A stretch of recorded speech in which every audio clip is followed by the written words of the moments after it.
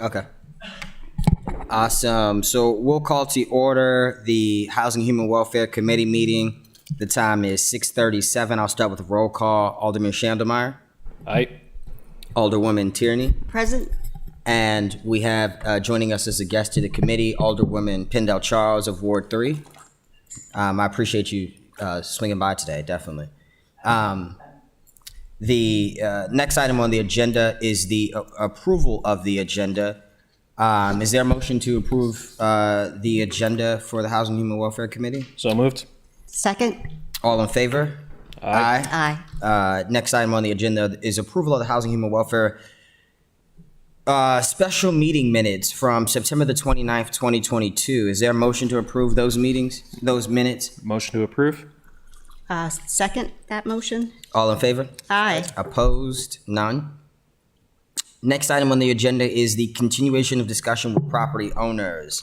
And so presentation ID 23522 Enterprise Residential and Fairstead Management. So do you all want to do how we did it the last time, where we bring everybody at the same time, or do you want to do it separately? Do This we is their have, first time, right? This is their first time Yeah. here, so probably like we did the first Okay. time. Yeah. So what we'll do is everybody can come up and bring a chair with you. We'll have Enterprise on this side, Fairstead on this side, and then you all can split the microphones. So everybody can come up to the center table here.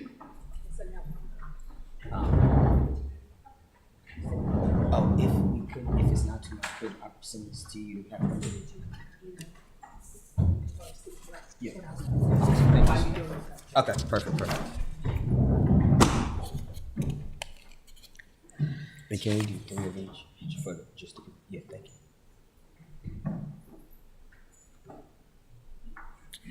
Awesome. So we'll get started with first. We'll start with Enterprise. State your name and the. Oh, I'm sorry. Yeah. We'll start with Enterprise. Just state your name and the property that you represent, and then we'll do the same with Fairstead. I am Gail Philo. I'm the president. Oh, I'm so sorry. If you hit the, make sure that the green light is on. There we go. Okay. Awesome. Thank you. Hello, I'm Gail Philo. I'm the president of Enterprise Residential, and I'm here with 2 of my associates for Admiral Oaks. Awesome. Hi, my name is Victoria Graves. I go by Tori, and I am the Assistant Vice President of Operations that oversees Admiral Oaks. Awesome. Hi, my name is Princess Robinson, and I am the district manager that oversees Admiral Oaks. Thank you very much. And the same with Fairstead.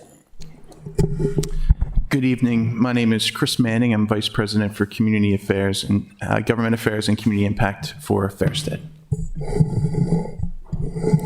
My name is Shanae Whitfield, and I am the regional manager for Woodside Gardens with Fairstead. Awesome. Appreciate that very much. So everybody knows why we're here. We had a hearing. Was it the 29th? No. Our initial hearing was the 20th of September, and we had public testimony, from the general public, from residents from all corners of the city of Annapolis, not just the 2 properties present today. But the committee felt it necessary to get a better understanding of what's taking place on the properties directly from property management and the development and management team. We'll start with Enterprise. I'll just kind of give you an opportunity to 5 minute, this is who we are, operations, portfolio, etc. And then we'll do the same with Fairstead. And then we'll jump into individual questions of the committee based off of just some of the testimony that we've, kind of heard over the last couple of weeks. And it just wasn't the in-person testimony. We've had a number of emails, etc. And so it's just important for us to follow through. And I don't want you all to think that, we're trying to bring the hammer down, but we kind of really are, because we've got our backs against the corner here with our residents in the middle that just seem they don't think their voices are being heard. And I full disclosure, I did have an opportunity to check out Fairstead today and just get a better understanding of how they're managing their property. And I hope to do the same with you all as well. But yeah, so we'll start with you all, and then Can I ask who saw the testimony? of course, yeah. Yes, may I ask here who saw that testimony from the residents? It was in Woodside Gardens. Did you watch the testimony from the residents? Okay, thank you.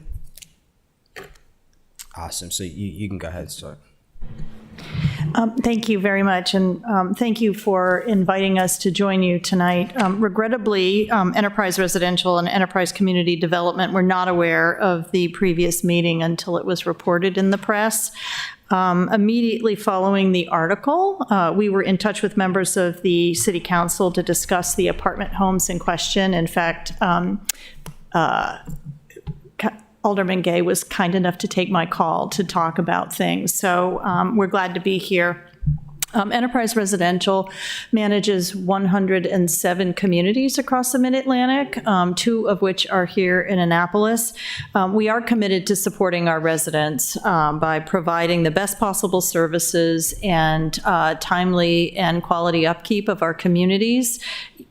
We want the same things for our residents, and so we are here to work with you. As I mentioned to Alderman Gay, there are 4 homes in question for us right now with the city. However, 3 of those residents did not notify us before contacting city officials with the issues in their homes. As soon as we were made aware, we responded to them. Of the 4 homes in question, 1 is vacant. A resident was transferred to another apartment home, and we're expecting the final inspection on that home on October 31st. We do have 3 residents currently in hotels at our expense. One of those residents will be transferred to a new apartment home on site this week. We have attempted to transfer the second resident, but they recently had an increase in their family size, and we no longer have a home available in a larger size for them. And so we're working with them to see if they'll return to their current home when it's ready, or if they'll move off property. And then the third resident cannot be transferred. They're already in our largest home, and there's no other homes of that size available. So they are currently in a hotel waiting for their home to be completed. We have made applications for permits for all the work. Work is underway in all 4 of the homes. We are awaiting 1 permit. We applied on October 12th in order to continue. Once that permit is approved, all work in that unit can be completed in 7 days. We have 2 other homes that will be complete on October 21st, but the city inspector will not be out until October 31st to inspect them. So we're ready to move forward whenever the city is to get people back in their homes.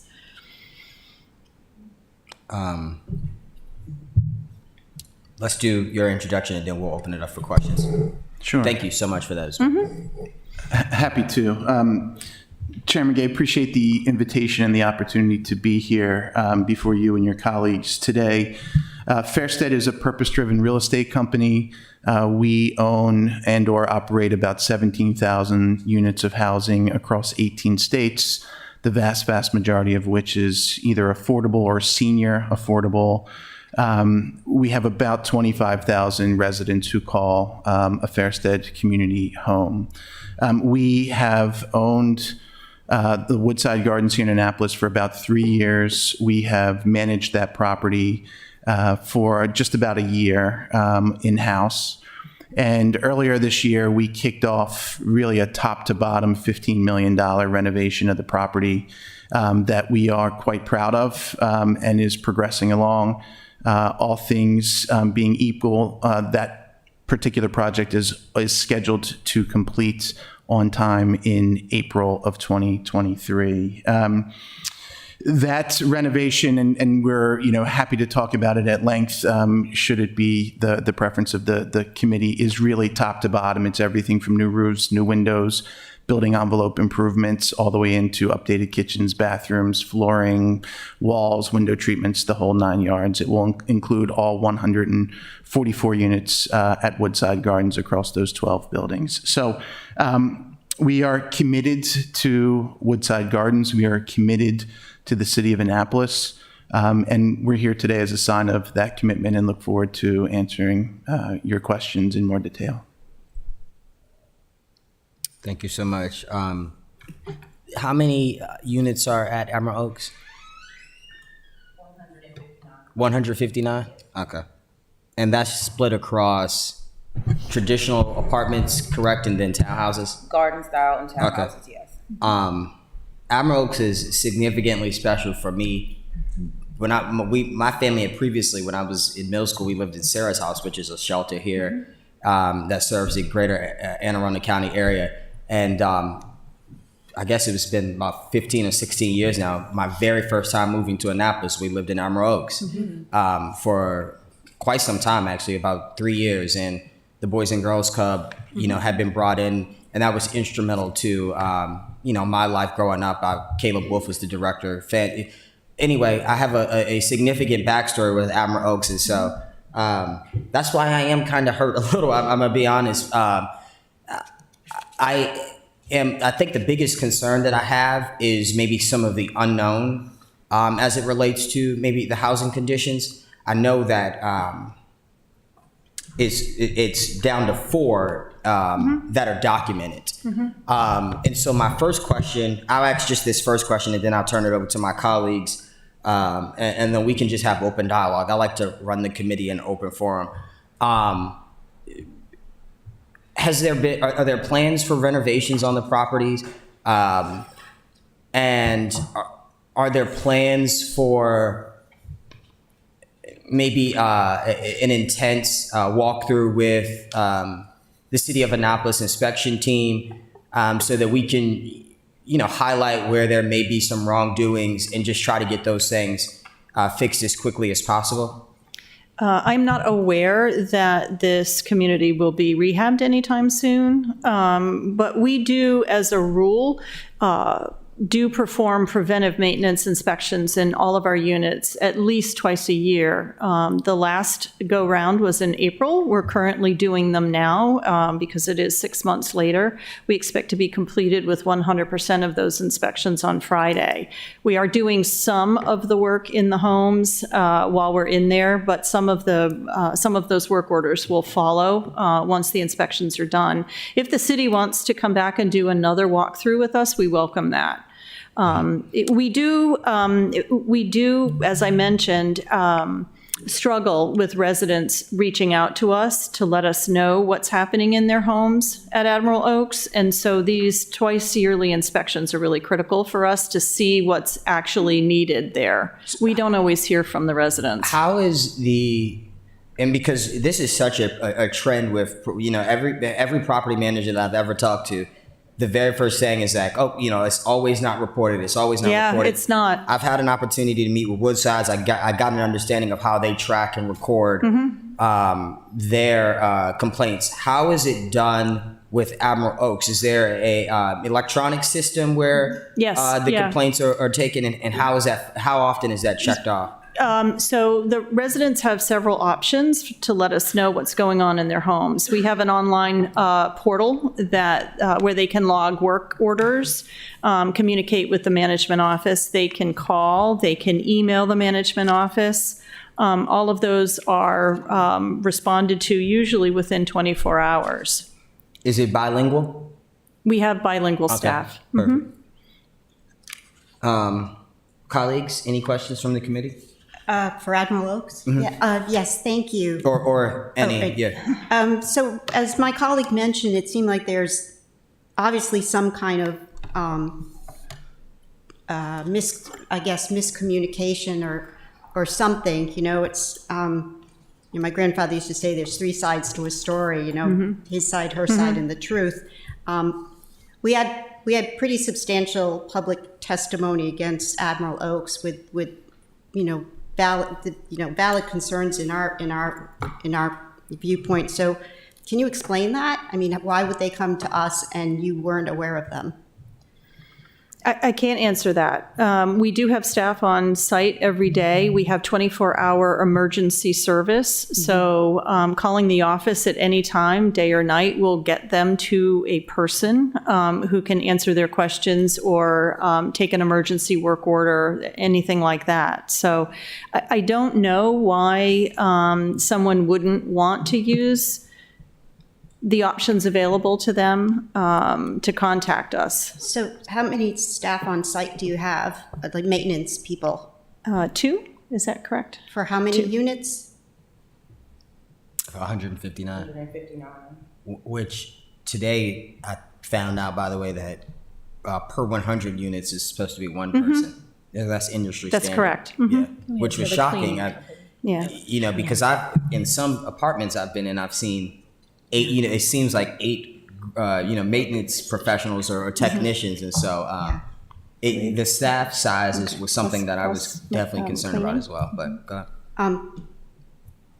Okay, so you mentioned the city inspector wasn't coming for another month. What was the reason for that? Was there, or did they explain? I know that inspections are on they're scheduled a month ahead of time. Perhaps that's what you're saying. Well, it's 10 days after it's 10 days after the completion of the unit. Okay, so there's nothing irregular there. Okay, I just wanted. No, I mean, we wish it would be sooner. I mean, if we course. could get it sooner, the resident could get home sooner. And I ask this, for everyone: is what is your policy? You have to adhere to our maintenance code, the City of Annapolis correct. maintenance code. So in turn, that level of standard has to be presented to the tenant, and that's, how do you do that when you have a new tenant? Are they aware of what you expect from them? Do you give them any sort of handbook or information sheet? You can answer that one. Yes, they actually receive a copy of their full lease agreement. The leasing consultant or the assistant manager that will be doing the move-in, they go over all of the different sections with the new resident on the first day and give them all of the information, like to reach out for emergency services after hours or on weekends and things like that. And then we also do send out community reminders, and those reminders are in English and in Spanish so that everybody can, get the message and understand what we're doing on. Yes, and we also do a move-in inspection, of course, when they first take possession of the unit. And we walk through with the resident. They check off anything that they may see, or if they don't, they sign off on it. And we refer back to that at move out. The entire time that they're there, we do our biannual inspections, and we do use unit inspection forms to check off each unit that we go into as well when we do those inspections. Thank you so much. My last question is, you mentioned 2 inspections a year. What was that about, or why is that? That's a good thing. I was just curious on why that policy. That's pretty standard in the property management business for most companies, doing at least twice annual preventive maintenance. So we're in there looking for leaky faucets, changing filters, all kinds of things. So there's a general maintenance sweep of the apartments at least twice a year. We do the same thing if we're in there for a maintenance work order. They'll check for some of the common problems in the home. We also do at that time check for housekeeping issues, resident services needs, anything like that, if there's a resident who might be in crisis, sometimes we see that when we're in there as well. So there's lots of reasons for us doing that. Do you schedule those so that the tenant knows to be there? So there's not a disconnect there? Okay. Thank you very much. Alderman Schindelmeyer. Thank you, Mr. Chairman. So, to me, if the report of we are not aware of issues coming up being reported to us, what that says to me is that there is a lack of trust to get the job actually done. The only time I've had folks reach out to me in regards to conditions of properties where rentals occurring It's after they've reached out to landlords 2, 3, 4 times and require a little fire to be lit. I stopped reaching out to my landlord to fix things because every single time it ended up just being a long, drawn-out process, and it was easier for me to just personally go in with a hammer and nail and fix whatever the problem was. Why is there this lack of trust to get the job done quickly? I don't have an answer for that because once we find out about something, we do respond promptly. But I know we have had some staff turnover at this property, and perhaps there's a lack of sort of long-term relationships that might add to it. We do have several languages spoken on the property, and I don't know if, not all of our employees are bilingual, so I don't know if that's something that might contribute as well. The other things that have kind of popped up is, I'm just on your website right now, the office opening is 10 a.m. to 5 p.m. This is something that always drove me crazy about the apartment complex where I lived.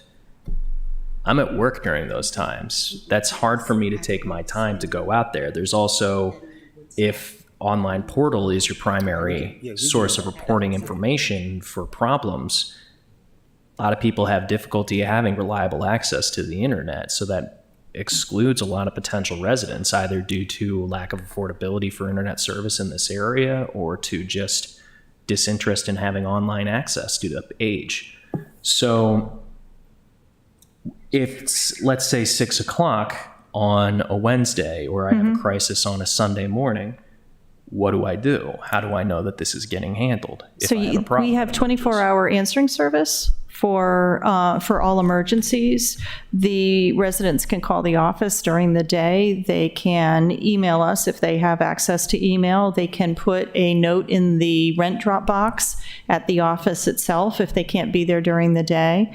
I do know that our team will make appointments on weekends if needed for annual recertifications, that kind of thing. But if So- something pops up on, let's say, 6 o'clock on a Friday, They can make a phone call and we'll respond. You'll If they respond. call the office number, the answering service will find someone to respond to them. okay, thank you. Excuse me, Alderwoman Pendel Charles. Thank you, Mr. Chairman. I got a lot to say. First, I'm gonna start off by saying the only person at the table, of course, that I've met is Princess, and she's been wonderful, very gracious whenever I've gone over there. And I'm just gonna kind of reiterate what I sent to you all in the email. And I'm gonna go back a little further than Alderman Gay, because I'm a little bit older. My family's been here since the Civil War. It's been over 150 years, which is not unusual for African-American families in the city of Annapolis. I've been here all my life as well. I grew up part of my life one street over from Admiral Oaks. So I know what it looked like when it was first built. It was beautiful. And I might jump around a little bit. I ride through there a lot because I have relatives there, friends there, friends of my children there, relatives of relatives there. I come through, might be 10 o'clock in the morning, 5 o'clock in the evening, 12 o'clock in the afternoon, midnight. I ride through all of the time. And like I said, probably every 4 to 6 weeks, I try to get through there, if not even more. So I usually find somebody that I know, that I talk with. Or somebody will say, hey, Miss Rhonda, got something to tell you. And that's how a lot of times I get my information. Last year, I was campaigning, and I knocked on many, many doors. And what I saw in the hallways and glass busted out on the entryways, that's what I saw. I don't always go by what people tell me. I go by what I see with my own 2 eyes, and that's what I've seen. As you all know, we had a homicide over there last year. I'm the chair of the Public Safety Standing Committee for the council, which means I work very closely with police, fire, and Office of Emergency Management. We've had some issues over there concerning fire department issues. There have been a lot of issues. I'm nosy. I'll be honest. I'm real nosy. I go poking around. And so what I've seen, I've really been very disappointed with. The staff in the management office, I can't tell you the names of the management companies. But what I can tell you is the faces that I see, and I've been on the council just about 9 years, constantly change. Residents tell me what's the best time to come over to catch somebody. That's not good. I sometimes come through the Boys and Girls Club because I'm familiar with that.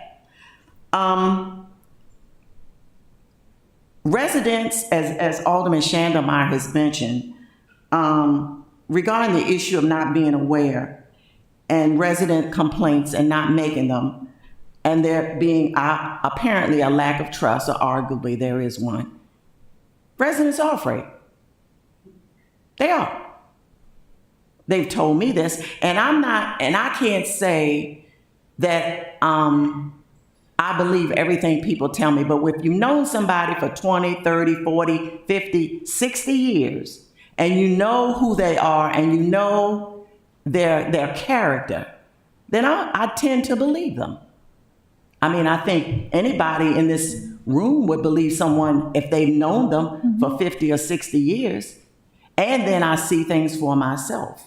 And I have several communities in my ward, and this one is the most problematic of all. No doubt about it. Apparently with this inspection, and I think, and correct me if I'm wrong, there was reaching out to Ms. Roeder, requesting a third inspection, and she said that was not possible. Am I correct or not? There was a delay on one of the apartment homes repairs, and there was a request for a third inspection by Ms. Roeder to reschedule, a third attempt, moreover, because of some challenges on the resident end, which delayed some of the matters. Now, she did respond that she was not going to consider an extension, and we accepted that. But we have been in constant contact through email and or telephone, and I've spoken to her myself recently. But yes, she did state that she was not willing to provide another extension, ma'am. Okay. The other thing is, I know there was some conversation about one of the inspector's attitudes. And if that's the case, that is not acceptable. But what I will say is, based on some of the things I've seen, and if I lived there, and I was a city employee who did inspections, or I was a resident, I'd be upset too. Some things I'm sure are resident-based. Some things are not. But I have to be an advocate for my residents, first and foremost, because I've indicated to you all, I live here. I'm related to these people. They're friends of mine. They're friends of my children. All I need is for my child to come home, one of my children, and say, Mom, did you hear about so-and-so? They're looking for you, or they need to talk to you. I did have one young man who was a graduate at Annapolis High School with my son, and he called me and said, Miss Rhonda, can you do something about this? So it's not based on what people all the time tell me. It's based on, number one, what I see, and I know the people. Now, some people, okay, I'll leave that alone. But there's too much there. There's too much there. And I've had conversations with Princess, Miss Princess, and she knows exactly how I feel. I made it quite plain. And I've made it quite plain to everybody over there. And the last time I went over there, I was not happy, and I'll be honest. But what I did say was, I'm here to help. I'm not here to make trouble. Although, as John Lewis says, sometimes you got to make good trouble. Yes. But I'm here to make good trouble because this is appalling. And no one should have to live like this. Like I said, I'm sure, like Alderwoman Tierney said, as my dad said as well, there's one side, the other side, and somewhere in the middle lies the truth. So I'm not going to lay it all on on your management company, nor all on the residents. But I go by what I see. But I know we had either 5 or 6 homicides last year, and one of the in the whole entire city. Okay. The whole city, no. Okay. One. One for us is one too many. And being the public safety chair, and one homicide in my ward is one too many. What am I doing my job? Am I on my job? I gotta be on my job. But like I say, I ride through there a lot. And people call me or email me and tell me some stuff. And, you know, I can separate the wheat from the chaff usually. But this is nothing new. You can ask Princess. I've been over there before, raising Cain. But this, I'm glad that the Housing and Human Welfare Committee has summoned this group to come before us. I try to work things out amicably. But this was a time that I'm glad they stepped up and said something needs to be done. Now, I have not heard the testimony from the last time. I heard about the testimony from last time, but I did not hear it for myself, and I need to do that. That's a dereliction on my duty, but I need to do that. But all I'm going by is what I see myself, and I can verify myself. I'm an attorney. I don't go by hearsay. Thank you. May I? Yes, ma'am. Thank you, ma'am, for the opportunity. After taking over management in 2018, we were immediately hit with a pandemic that nobody was able to anticipate. And to keep everybody safe at all of our communities, we were doing work orders in a way that were thoughtful to the residents' wishes. And we would do mainly emergency need work orders because people weren't comfortable having people come in their homes. So undoubtedly, there's some things that have been delayed on all sides. And we have been working very diligently to get things back up to our normal protocols and the normal routines. So hopefully we will never have to face that part of the delays again. But I assure you that it's our intent. We're in affordable housing. This is what we do. And we are striving to never have to be your problem child again. Have you, and I'm sure you have, seen some of the photographs of some of the units inside? Yes, ma'am. Would you want to live like that? No, ma'am. That's the only thing I gotta ask. I know we had scheduled a meeting with you all and the city tomorrow. I thought about it more. I'm normally not a person who goes back and forth trying to make a decision. But after I kind of talked with some people in planning and zoning the other day, I think it's best that the city, from our end of it, the folks that I had mustered, to talk first and to do it after we hear from you all tonight. That's only fair to you all. And so the meeting is scheduled for tomorrow. I think it's at 2:00 with just city staff. And I will invite my colleagues to that meeting as well to kind of talk about tonight, but also what has been going on. Because we're the capital city. Mm-hmm. And that's not that it makes that much difference, but we pride ourselves on being respectful to residents. Mm-hmm. Like I said, it's a lot of people been here a lot of years, and families been here a lot of years, and people talk. And so we try to be responsive and respectful to our residents, our families, our friends of our friends, our relatives of our relatives. It's an odd situation, to say the least. Information travels like wildfire. And so just to kind of give you a little history of a small smidgen of history of that. So yes, some things, it's not always all one way. But Miss Princess will tell you some of the visits I've had with her. And we've talked candidly, and I just want to put that on the record that she's been extremely gracious whenever I've come over. And she's the front face of that organization. And she and I have talked, and she knows exactly how I feel. So thank you so much. And sir, I wanted to clarify one thing. Our mobile app, which is available on smartphones, our rent portal, is in 133 languages. So where we may only be fluent in 2 languages at the rental office, our mobile app is fluent in 133 different languages and dialects. Thank you for that. Alderwoman Tierney has a Yeah, comment. thank you. And I want to ask the same for Woodside, because this is really. Well, let's do. What are we going to do? Yeah, because we're. Okay, I think we're. Yeah. Then we'll switch it up. Okay, good, yeah. because I didn't think. Okay, Yeah. because I didn't go there yet. Let me throw it to you.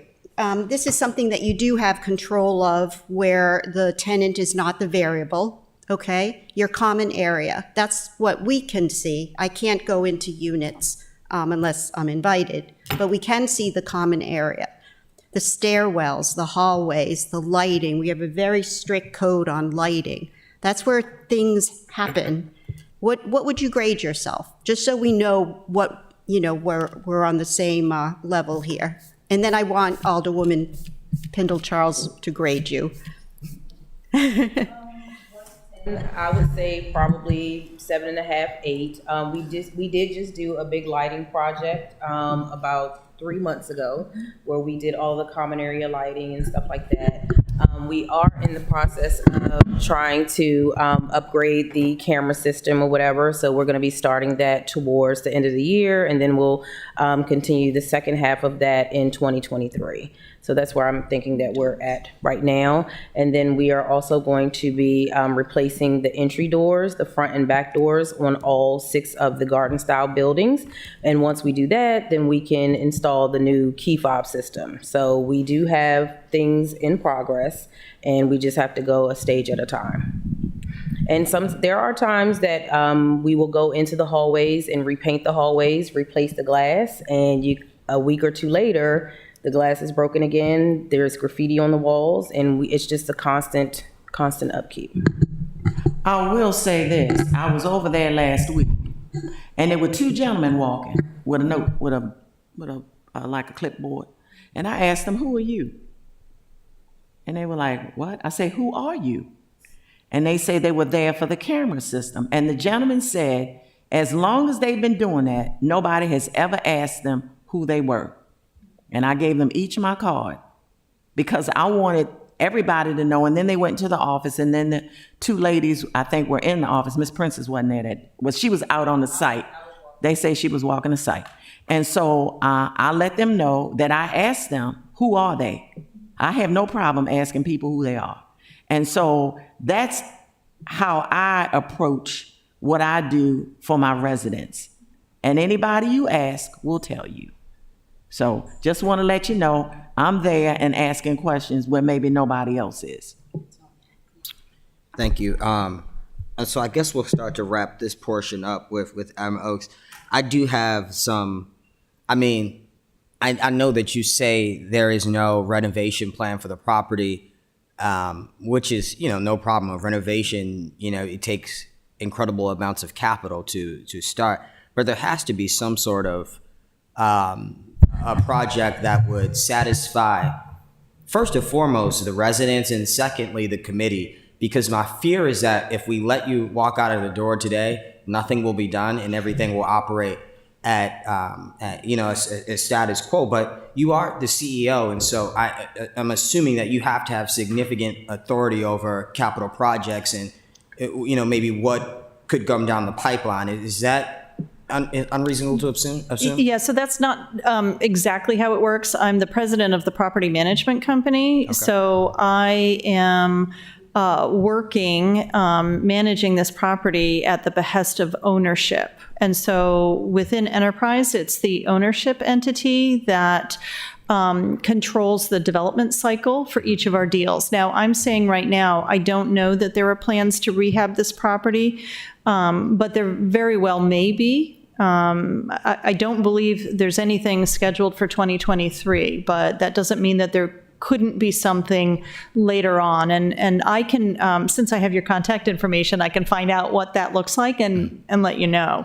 That'd be great. Right. I do want to tell you, though, we do a 5-year capital plan for each of our properties in the annual budgeting process, and working with ownership to figure out what projects need to be done, when they need to be done, how we're going to fund them. And Princess just went through a laundry list of things that are being worked on right now. So I don't want you to think that nothing is happening at our communities. This is sort of a normal thing that annually we select what projects will be done. And so lighting, door replacements, entry system, the camera system, those are all significant changes that are happening.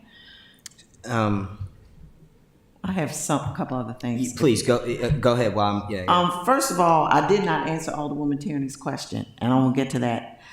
I am requesting a rehab. I'm putting it on the record. I will bring that request back with me. I think based on this testimony and based on the conditions we've heard and seen, I think one is in order. The other thing is she asked me about a grade. My mother was an algebra teacher, but what I'm going to do is I'm going to give you an incomplete. That's a dinner. That gives you time to get up to at least a B. Okay? I just retired from the school system myself. So, and the other thing I want to say, and I think this is important, today is my husband's birthday. We've been married for 43 years. So you know I'm invested. Anytime I come out here for my residents and he understands totally why I do this, thank you. So officially, I'm putting in a request for a rehab. Okay, I will bring that back with me. And in addition to that, that those residents that are there will be given ample opportunity to move back. Because sometimes that kind of gets lost in the translation. But I want to make that clear as well. Yes. Because we've really never had any kind of other problems in Admiral Oaks. It's a pretty quiet community. The residents are very nice. I always find them very engaging, even the ones I do not know. The children have a great time playing outside. So I think based on a community like that, those ones who are there should be given an opportunity to come back. Okay, thank you. Let me just say, I'm a numbers person, as all my colleague knows, and so what you were saying with your 7.5 to 8, that's like a B plus, and Rhonda is saying she wants it up to a B, so that's where I see, a gap to begin with. So I think that's part of our problem is what is your level, what is your acceptable level versus the city code. And I think there's a gap. And so, and just because I really feel like we haven't even got into the meat of it all. And particularly, I do have concerns with, and the reason I'll try to get with our chief inspector to coordinate a similar effort as we did with the housing authorities properties, where we laid out, here's the month. We'll inspect 4 units a week at this property until every single unit is inspected. Because I'm concerned about testimony, for example, that a constituent gave where her house was incredibly infested with mold. She was moved to a hotel and then to another unit. That unit was incredibly infested with mold. Not neighboring units. They were separate and by geographical locations far apart. And so I'm concerned, one, that there's a mold issue on the property that may not have been, looked into. I know that at glance an inspector, may not be able to tell, but if the resident isn't bringing the mold with her from apartment to apartment, so I'm assuming that there may be a problem that has to be looked into. So I'll request that with our chief inspector and definitely we'll communicate with you all. My second problem is the communication issues on the property. As my colleague alluded to, there seems to be some trust issues.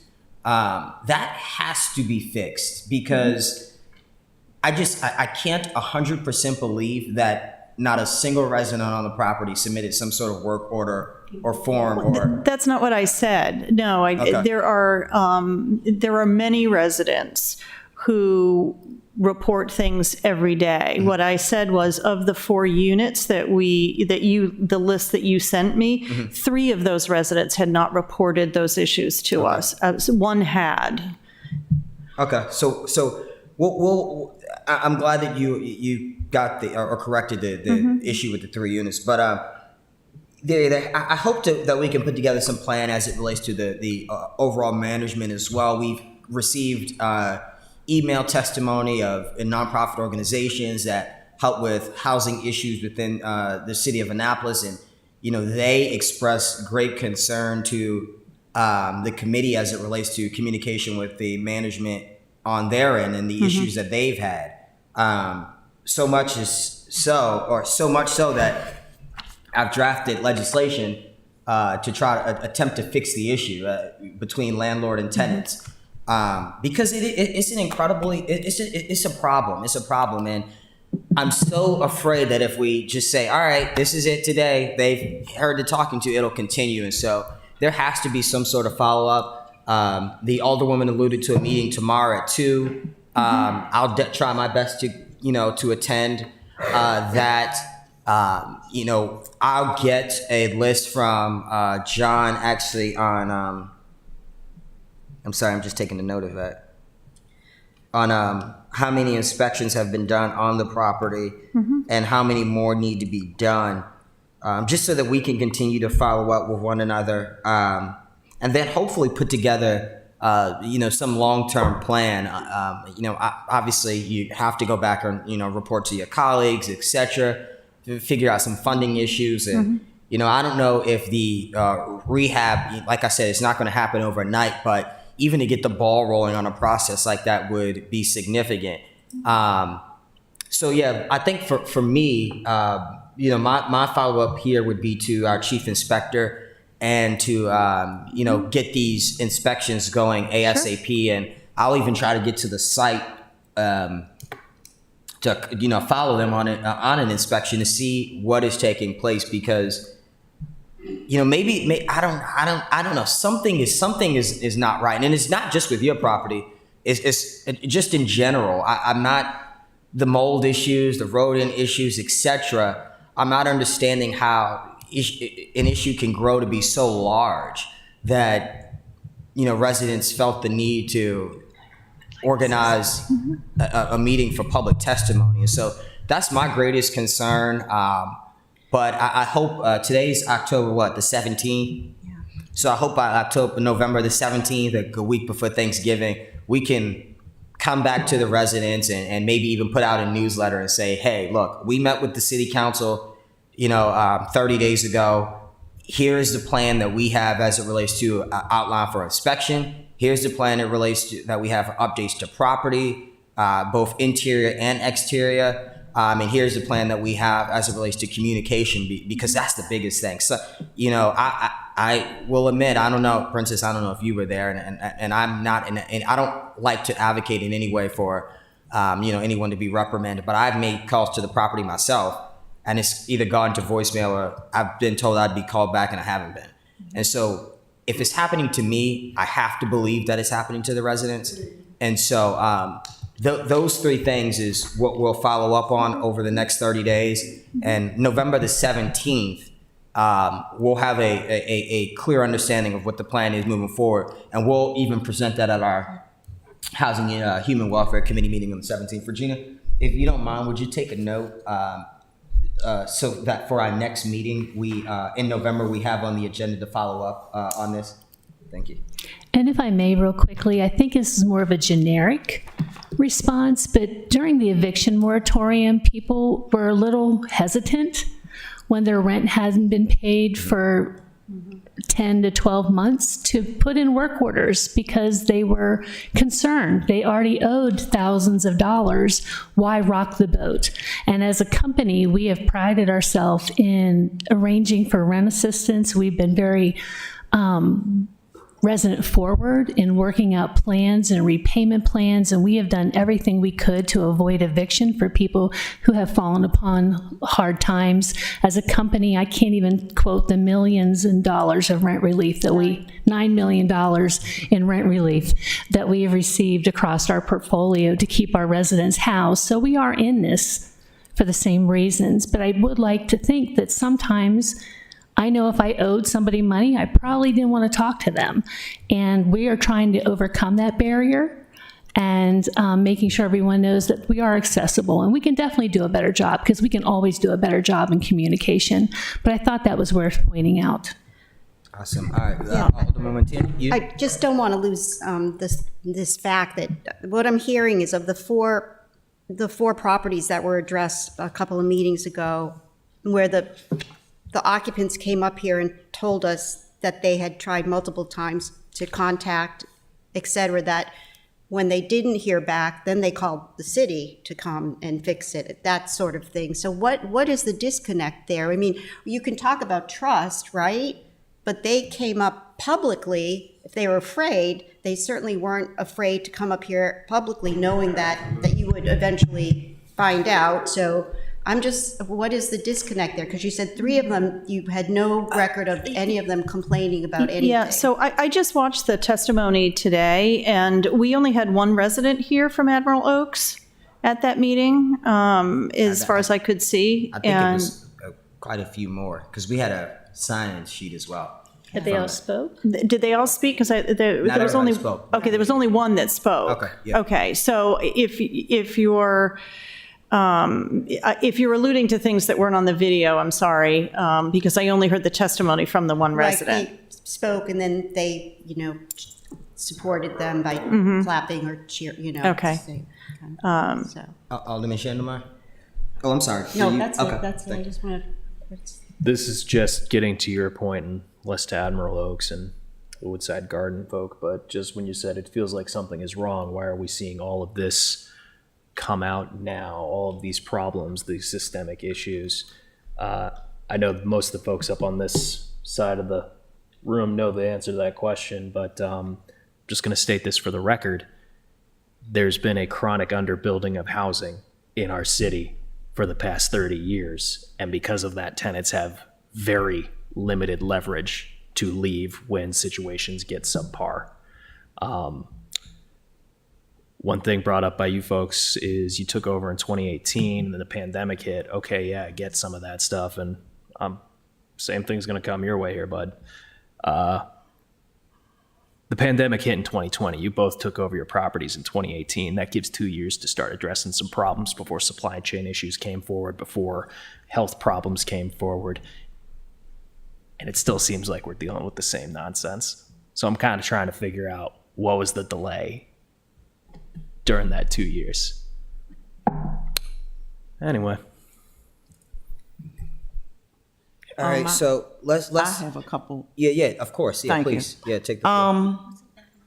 I'm going to piggyback on something that Alderman Shandemeyer just said about the limited leverage by tenants due to lack of affordable housing, and which brings up another point. A lot of these people have children, and we know that COVID and the pandemic has been a limitation to children's growth educationally. Like I said, I was with the school system for 16 years in the Office of Equity, so I'm pretty good on what that all means. And so a lot of tenants are confused because if they report it, where do they go? And if they go to a hotel, we've had a lot of bus transportation issues. Today it was on the news. Dr. Bedell, the superintendent, has put on 32 more routes, but none of them are in the city of Annapolis. They're within the county. So there is a conundrum between, do I report this, which I should? If I'm sent to a hotel, how do my kids get to school? There are a lot of issues based on the reporting. Now, about the reporting, I'm going to be, I guess, facetious or funny.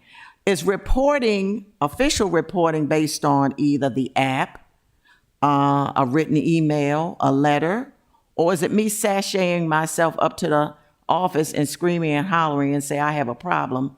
Is that considered reporting? All of them are. We don't have a preference on how we get the information as long as we get it.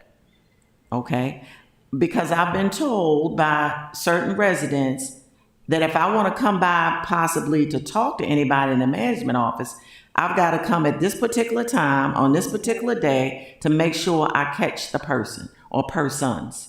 So if I'm being told this by people that I know and trust, that to me is somewhat of a problem, because say if I'm working, I may not be able to do that. I'm retired, but I may not be able to get there at a certain time or whatever. So that's another dilemma. So there are several dilemmas, conundrums going on here. And of course, with the mold issue comes the asthma issue.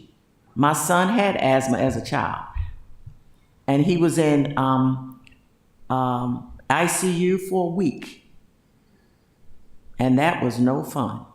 I know what it looks like. Had nothing to do with mold, but I know what an asthma attack and a bad asthma attack looks like when you got a child in ICU for a week. So I can relate to asthma attacks and what they do to folks, whether it's mold or whether it's anything else. And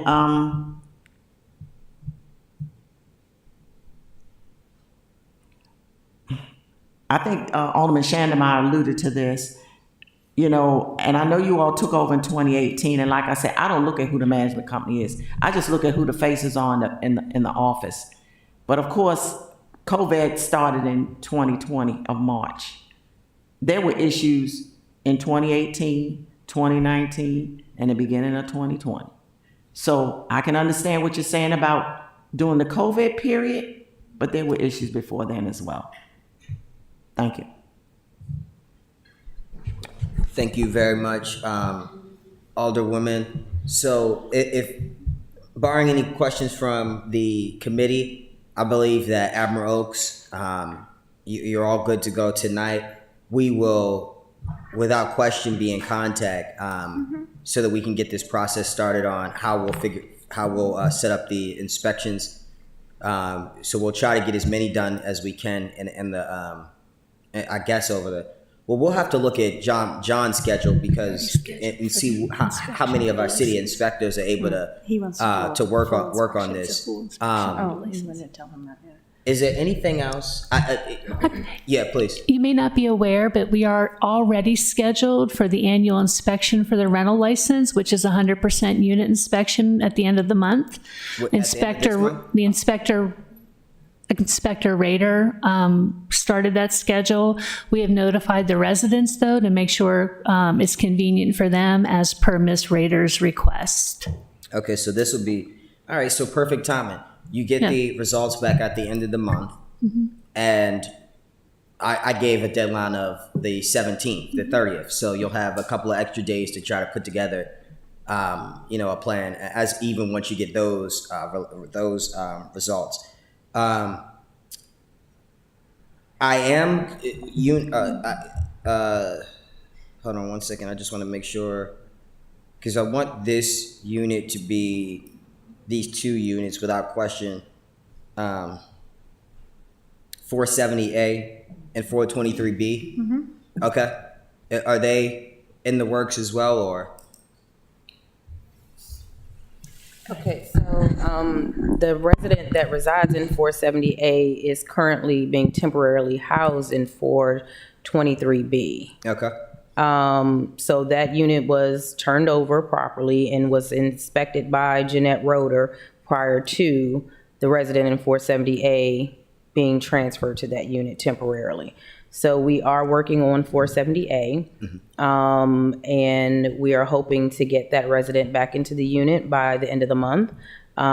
We've started the work in the unit, and we just have to wait for the permit inspector, Stephen Andrews, to come back and inspect the work that we've done, and then we can get the tenant back into the unit by the end of the month, by the 31st. Well, of course, Jeanette Roeder has to come October 31st and inspect. So as long as she approves the work that we've done, we can get the tenant back into the unit on that date. Okay. So that's that. Really quickly, my last point. Also, it'd be very helpful if you could schedule in between in the next couple of weeks. It'd be great if we could get a town hall at the property. Alderman, in courtesy, I won't, step in and lead the effort, but that would be great if the residents could voice, because look, us saying this to you is nothing without them being able to have the opportunity to speak to you and you hear what they said to us. And so if we could have some sort of public forum, Tony, I see a hand, but we're going to do public testimony at the end in a second. There needs to be some forum where you all can hear from the public. Because I just wanted to stick how serious this is. And so that'd be great. We'll follow up on that too. So we're, okay, good, yeah. Go ahead. I guess, let me back up a little bit. There was a tenant who indicated that she needed another place. She was in a hotel, that she was having transportation issues with her children getting to school. She was moving from, I guess, one building to another, but she had to fill out all the information over again. And there was some confusion or some miscommunication. Has she been taken care of?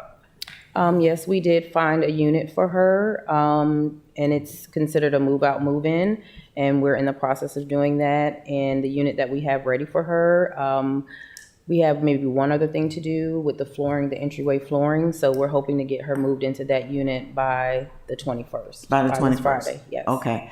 The other thing is too, a town hall kind of community forum is a good idea.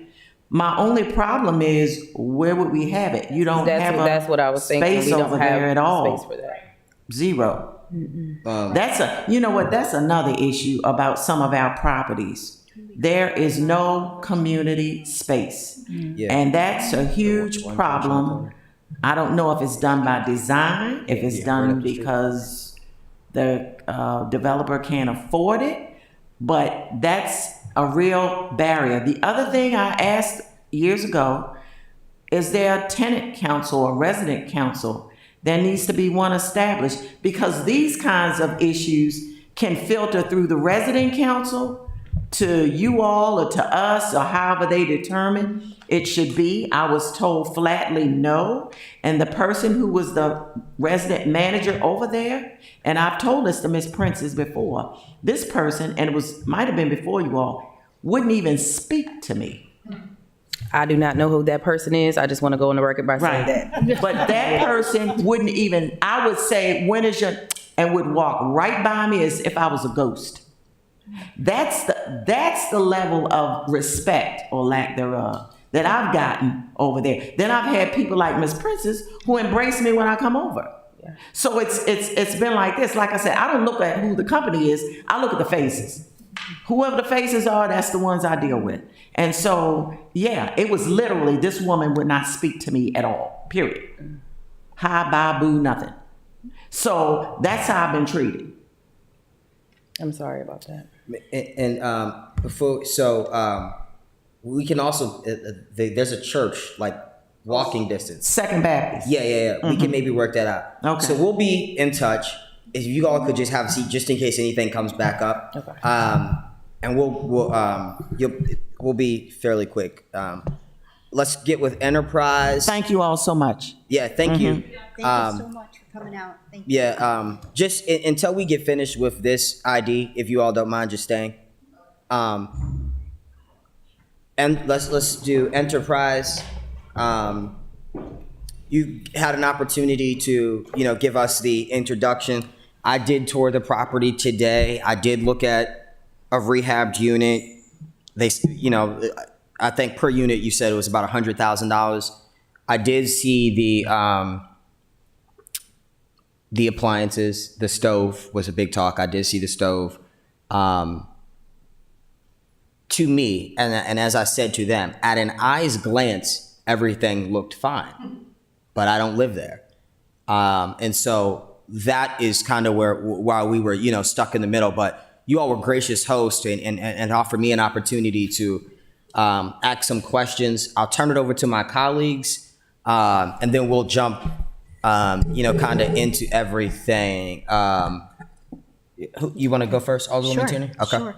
So the good news is the construction. Is that Whiting Turner's doing that project? Whiting Turner is our construction Right. So contractor, yes. that's really good news. So outside of that, though, there's some problem where your management turnover is you have a lot of turnover as far as managing the property.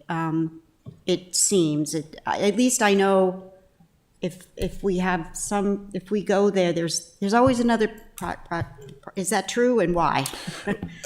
I think it depends on your perspective. So we've owned the property for several years. We carried over the. I'm talking about on-site, an on-site No, manager. Yeah, understood. yeah. When we purchased the property, we carried over the existing management company. Okay. Before transitioning to another management company before bringing it in-house. So we manage most of the properties that we own across the country. It took us a little bit of time to transition to being an owner-operator for Woodside Gardens.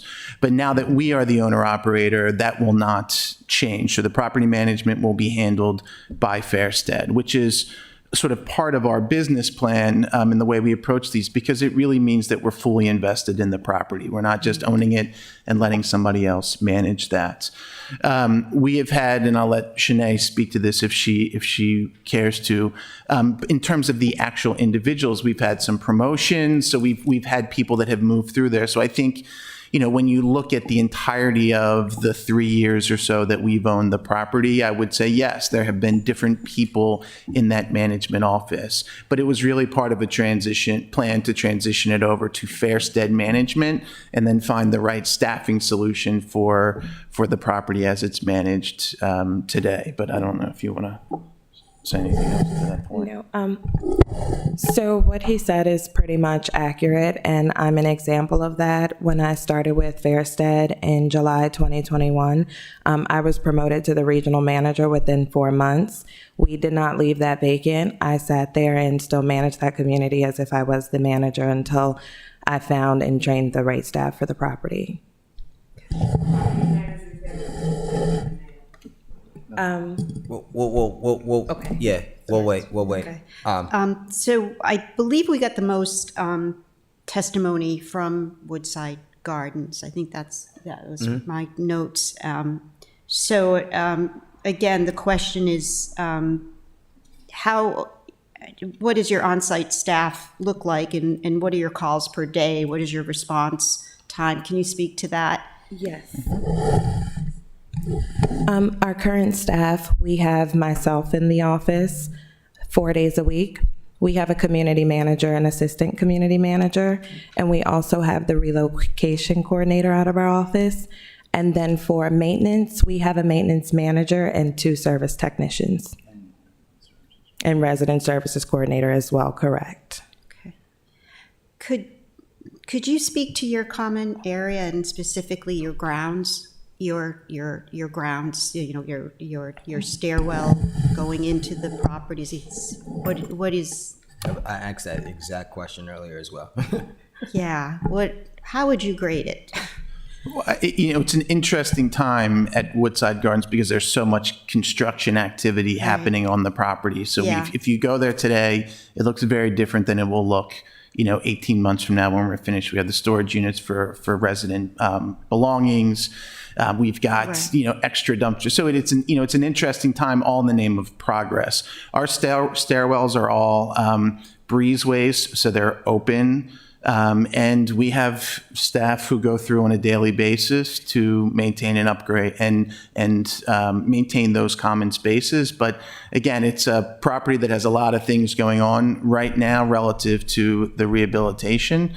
But I think we strive for a 10. If that's the highest grade on the scale that you're looking for us to grade, our goal is to get to a 10.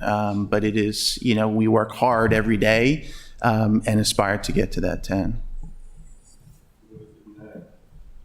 Yeah, I would say a C-. I understand construction creating chaos, but the construction should be isolated and as separate project and secure and all that. But the rest looks like it's just. So is that something that can we got to do in the crowd? Okay. Is that something that can be added to, and I understanding you have put $15 million into the project, but that, again, that was when you immediately come to the property, that's the first thing you notice. I alluded to, we're trying to do the same thing in Bay Ridge, and they did the paint, and, redid the floors, et cetera. Is that something maybe not in this fiscal year, but in a future fiscal year that could be addressed? I mean, we're long-term owner-operators, so our interest is in the long-term, condition of that property. So I think as we go and move our way through this particular rehabilitation, we're going to continue to look for ways to improve the property, whatever that may be. Do you agree with me? Do you agree with me? I mean, if I go there, I am not excited about walking through the front door. I mean, entering the building. I'm not really excited about doing that. If you could be a little more specific, because it's just not welcoming at all. The grounds are awful. There's a lot of people just kind of hanging out, and it's dirty. It's dirty. So let's separate those out a little bit. The last But part don't you agree with me? What do you think it looks like? I think it looks like a property that is in transition and progressing towards what we hope and expect will be a new Woodside Gardens. So the last stage, and Alderman Gay and I talked about this earlier today, the last stage of the rehabilitation will be a complete repaving of all the parking lots, regrading of the land around the buildings, So you're just re-landscaping, letting all it of that. kind of hang out there until the rest No, of the the project? sequencing of the That's- project yeah. dictates that would be the last Yeah. thing that we do, because we have a lot of construction vehicles going through there. There's Yeah. a lot of disturbance to the grounds around the building, because we're going building by building by building. Yeah. So it wouldn't make sense to do that work now. We maintain it. We have a team that is, as we talked about earlier, a team of 3, so 3 times larger than you might expect for about a property that size. And they do their best to keep up with maintaining the trash, taking care of the landscaping. We just had all the trees pruned and trimmed. We've cut back a lot of the vegetation around the property. So we are doing things now with the property as it exists. But again, I think we have our vision, we have our eye towards the future, when all of that work to those buildings are done, and then we can really, put the finishing touches on the actual common spaces within there. We're building a new community center. That'll be the first thing that you see when you come down Newtown Drive there on the right-hand side. So I think as we progress through this, the physical changes to the larger property will become more and more apparent over time. So I think what you're acknowledging is that right now, it is, or what I see is it's really substandard, what's waiting to be renovated, and there's, it's just frustrating to wait. And I hear what you're saying, that, once you get all of the buildings included, then you'll do all of the grounds and make everything look nice yeah, I mean, I'm just, if I had a baby, going, I'm a mother, I wouldn't want my baby to live there. I mean, I'm sorry, I just went this past weekend, that's why it's fresh in my mind, but it's substandard, so I hope it will look better when it's done. Yeah, and Is it possible that we could have, I'm sorry. Is it possible that you could share with the committee, and I think you may have, if I'm not mistaken, but some sort of timeline on, I know you said it's in April, and they're doing, I think, I don't know, 2 buildings a month or something like that after, yeah. But is it possible that we could have the timeline so that we know that, okay, look, by January, they'll be starting the groundworks, or by February, they'll be doing is that something that exists? Yeah, I mean, we have a project timeline. Obviously, this is a very complicated construction project, so all of it's managed accordingly. But certainly, we can get you those details. But we fully expect, and as we talked about earlier today, as the progress with one particular building or 2 particular buildings continues, like we're now up to doing 4 buildings at one time. So we started with 1, we moved on to 2, now we think we've got the right playbook for this, and so we're moving on to 4. So we expect that work will continue in earnest. The community building will be finished, but certainly we can get you more details on that timeline. Yeah, and let me just say, I mean, I've worked in construction. I've worked at job sites where there were bullet holes that morning. So I'm not, prissy here. You just got to present a property that looks like you care about their safety. That you care about their safety. That's, yeah. And we do. Can we, do you have a, please, yeah, absolutely. That was at John Hopkins. So Woodside Gardens failed HUD inspection in 2018. There was a contentious meeting with residents and community advocates with, I'm assuming he's still there, with Bobby Bird, the vice president of Enterprise, back in 20. We're with Fairstead, but yes, he's still with the company. No, for Fairstead, I apologize, with Fairstead, not Enterprise. So a meeting with vice president of Fairstead back in 2019 and a bunch of residents, bringing forward issues like collapsed ceilings, substandard conditions in the properties, rodent issues, infestations. These are the same dang things we are hearing when folks came in to testify last month. Now I get it. COVID blew up the world in 2020. We're still recovering with construction timelines. We're still recovering from other things. And when it comes to renovation, we are not an easy city to do construction in. We make that very difficult. So, our city government deserves a little bit of the blame on that part. But there were 2 years before COVID when these issues were brought forward through housing and urban development, through resident meetings, all the way to the top of the chain. What happened? What happened? As I mentioned earlier, we've been working on those issues as well. So we're running 2 parallel tracks, right? So from the moment that we purchased this property, we began planning for the rehabilitation. So that's track 1. Track 2 is much of what Shanae was talking about, is our efforts over the past few years to do the regular maintenance and upkeep of the property. So there has been no pause in that work. It is ongoing, as it is always in a large multifamily property, but that work has been happening. You understand, though, my frustration and shock with the work's been ongoing. Let me go a different line of questioning, because I may just circle the drain of anger and confusion here. When did the rehabilitation efforts start? The In actual earnest. work began in April of this year. Okay. So with the HUD failure in 2018, failure of inspection, what steps were taken during that period? I can't speak directly. I mean, 2018 would have been the year before we purchased the property. Okay. So that was under prior ownership. Were steps taken in 2019 after this large meeting with the residents and councils? Resident councils back in 2019. There was a meeting with Sure. Bobby Bird at the Ashbury United Church. I assume by steps you mean was work done on the property in response to concerns or issues that were brought forward by residents. And I was not there, so I can't say for certain, but I would presume the answer is yes. But as I pointed out, some of these issues are ongoing, and we continue to work on things. But that is why the rehabilitation is really the cornerstone of the work, because in some cases you can only repair certain things so many times before it needs to be just wholesale replaced. And I think that's where we are with this nearly 50-year-old property. And so we're looking ahead to the rehabilitation, and that's really our primary response to most of what I imagine was brought up at that meeting, having not been there myself. Okay.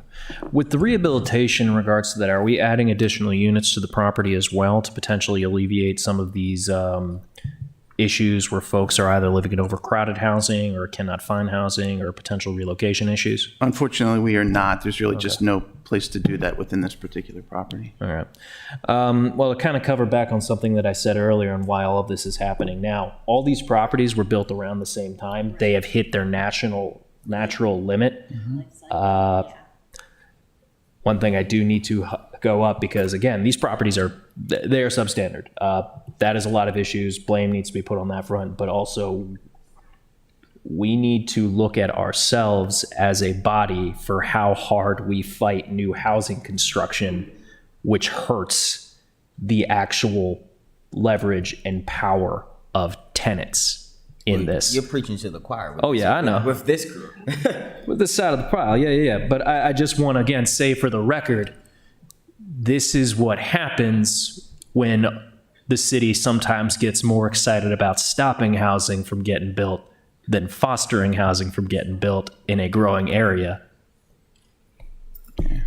I mean, I'll just make a comment on that because I think about it a lot in my role. I mean, these are true public-private partnerships, affordable housing communities, just inherently by the way they're financed, by the way they get built, by the way they are regulated. And so I think going back to some of the comments made earlier, it really is sort of an all of us problem, and it requires an all of us solution. And it is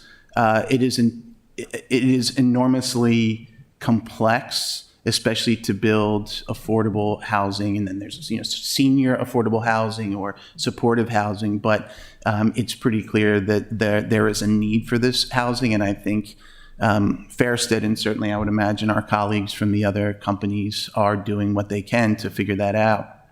But it is a challenge. This is also my, if you don't mind, my grandstanding moment. No, go. And just in general for how we've been planning a lot of these affordable communities by the HUD definition. We tuck them away. Admiral Oaks is tucked behind in a cul-de-sac on a strip mall. Woodside Gardens is tucked away on an urban highway where people are literally trapped unless they can afford a car, forcing the payment of a vehicle to be their price in society. And they're already kind of in rough financial situations. So we need to do better with connecting these communities. We need to do better with giving people other alternatives outside of. Yeah, because they're still at the end of the road, regardless of the reconstruction. And part of this is our problem. Part of this is our fault as a city government. I want to jump in and ask a quick question here. And if also a rep from Enterprise wouldn't mind coming up, is related to the tenant relocation payments and reimbursement of funds for loss of property as it relates to any of the mold issues.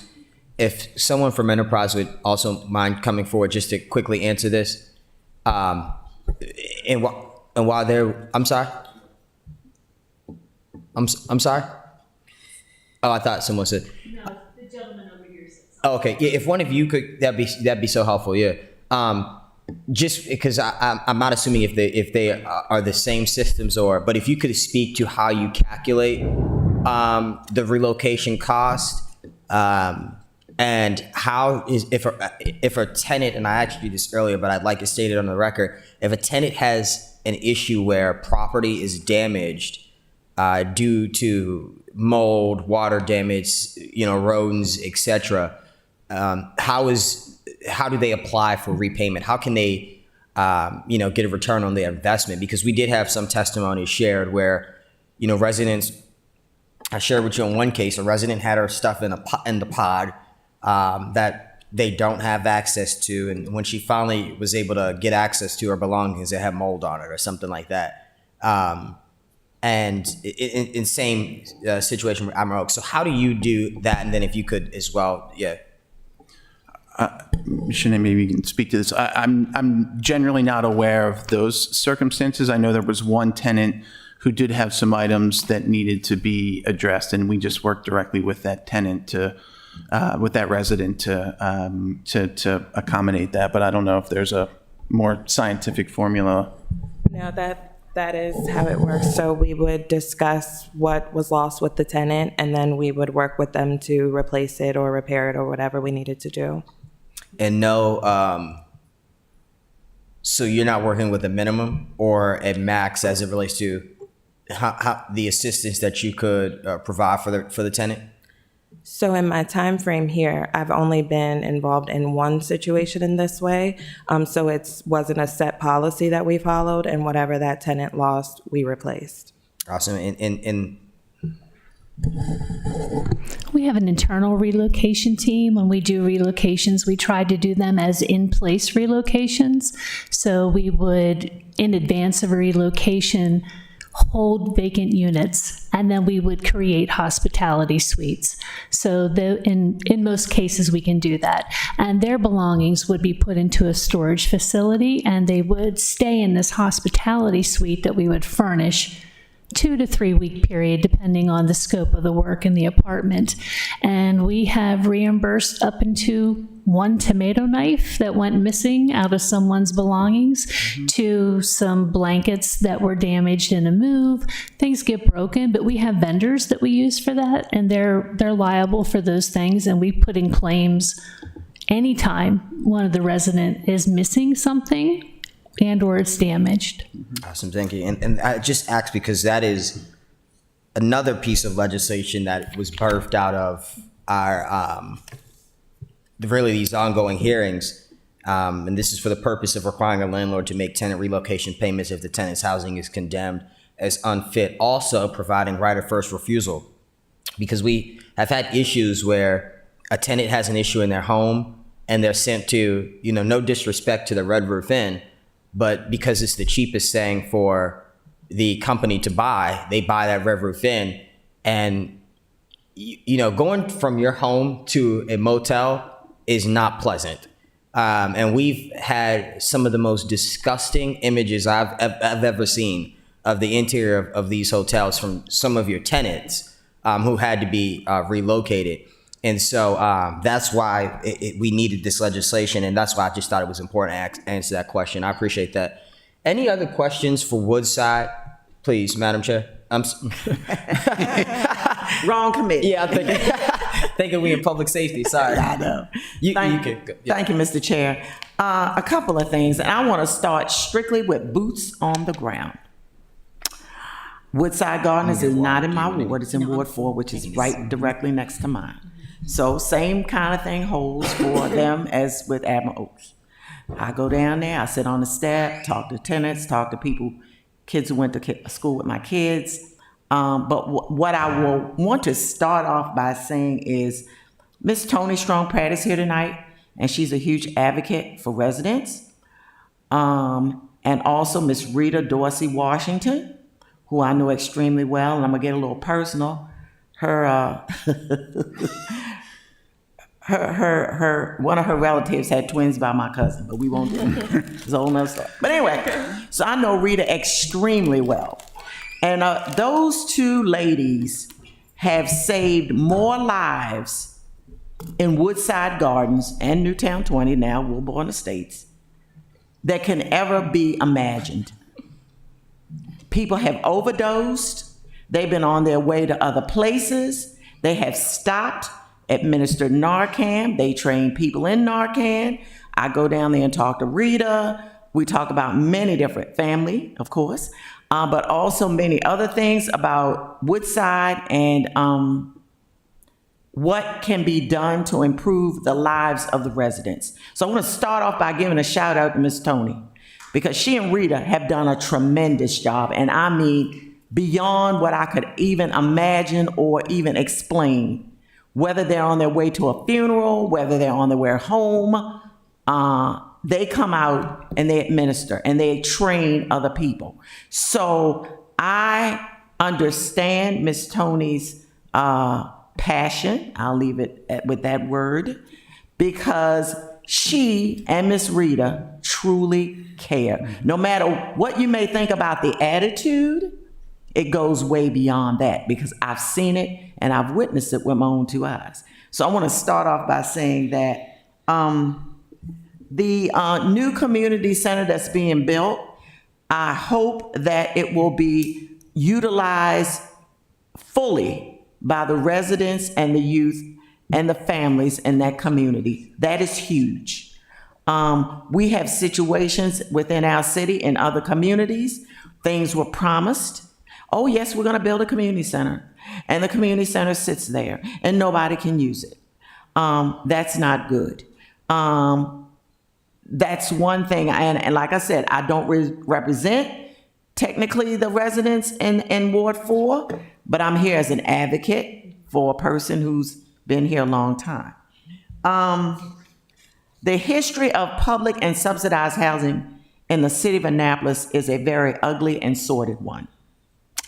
I can tell you firsthand, but I'm not going to spend all that time on it, but it's horrible. Between that, workforce and education has been the doom of people that look like me in this city.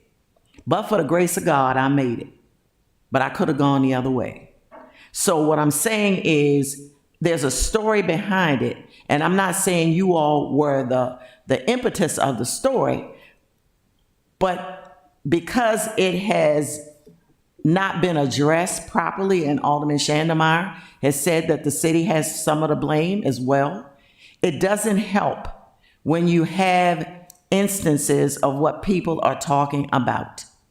But what I will say is something that my father used to say. If people like Miss Tony and Miss Rita weren't there, I shudder to think what it would be like in Woodside Gardens.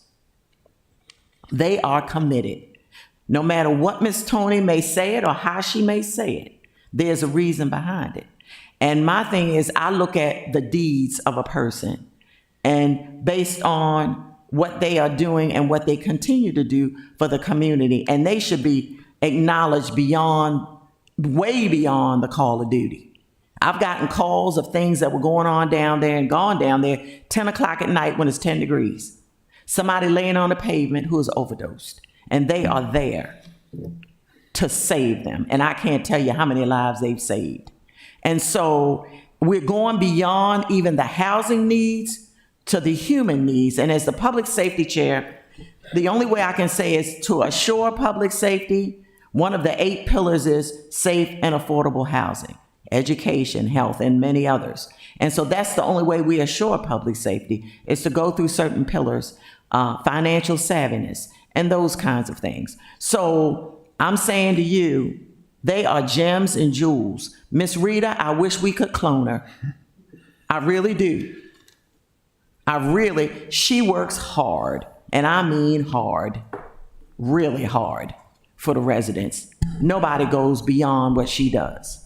So that's kind of my plug here. I think we would echo all of those comments, but in particular about the people. I was with Rita today. She does everything that you said that she does. In fact, the good news is that when we build this community center, which is already happening, it's happening. She will be located over there, and she will have big, bright new space to be able to offer even more than she's able to do right now for the residents. So I know we're excited about that. She's excited about that. I think to the Pratts and others, I think, I said it earlier, these are communities. These are communities of people who have histories in the community, in the city, and it really is going to take all of us working together to accomplish this goal that I think we all intend to achieve. I mean, we want high quality, affordable housing for all. That's why we do what we do. It's why we talk about not just only the number of properties we have, but the number of people who live in them. That is an important part of that work. In fact, a good portion of my job on the community impact side is to lean on many of the same pillars that you referenced to figure out how we can even go beyond what we do, just providing the housing and with the resident services in many of the same areas: financial literacy, health and wellness, economic and social justice. So there's a lot of workforce, there's a lot in education, there's a lot of opportunity there as well. So we're committed to that. We lean on people like Rita to help guide us through that work. And we know that we inherit a lot when we move into and acquire a community, not just the things in the apartments, but also the history of the community and everything that goes along with it, the good and the bad. And so we want to work through that as well. One thing I want to follow up to. Sure. Yeah, go ahead. Yeah, please. Go ahead. Is I've worked, I was a prosecutor in Baltimore City. I retired.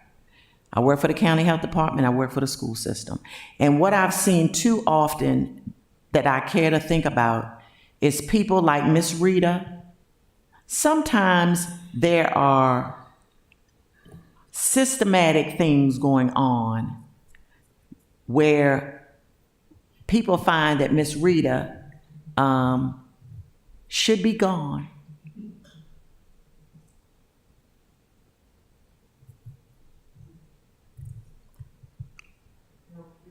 I've seen it. I'm not saying I'm seeing it with Miss Rita, but I've seen people do good work, but their good work is not appreciated And therefore, they need to be gone.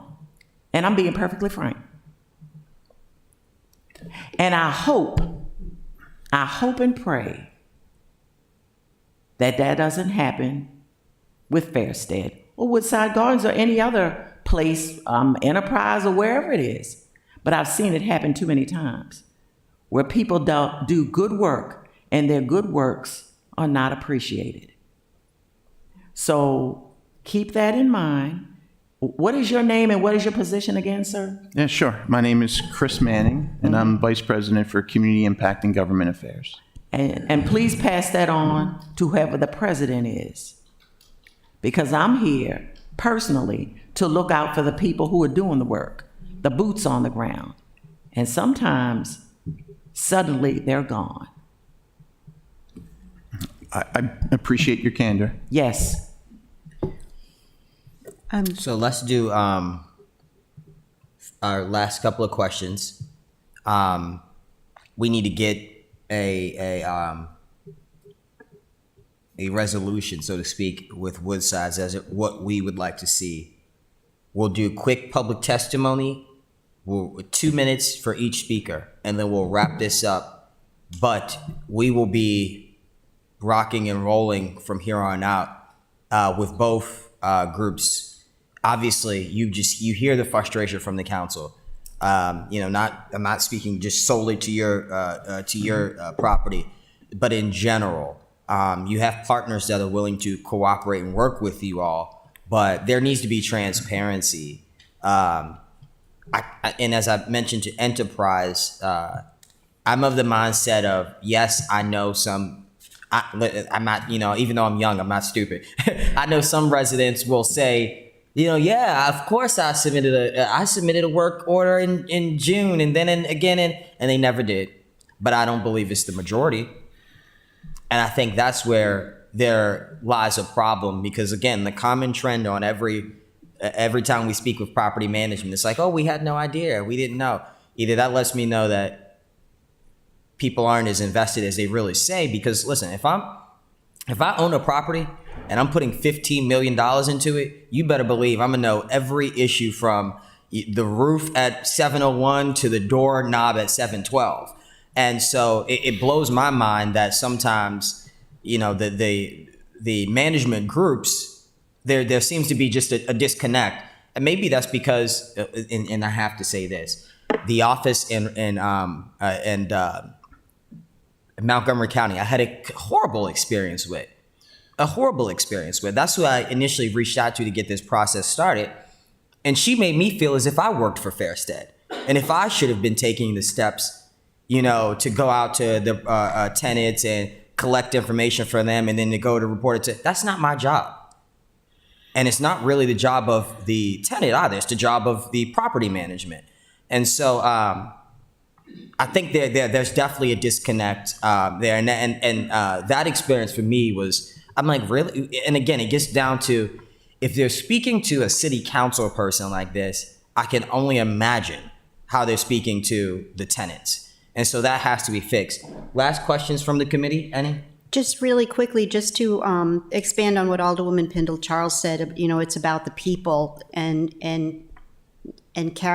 moving it forward. For example, we finished this what we call sort of our flagship project, Wilbourn Estates, and God, we had testimony, about something, and we weren't quite sure, was it whose fault it was or whatever, and how disappointing was that? So we just have to believe that you have an investment in this, as you said.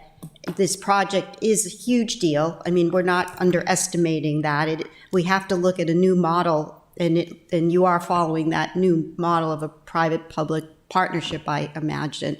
But I think what I wanted to hear you say when I was asking that question was, it's really crappy right now. This is unacceptable to us, and this is why we have this project. This is what, moving forward, we can do better. That's what I wanted to hear from you, because I know that we should do better. So thank you. That was our intent. Thank you. Anybody else? Okay, yeah, please.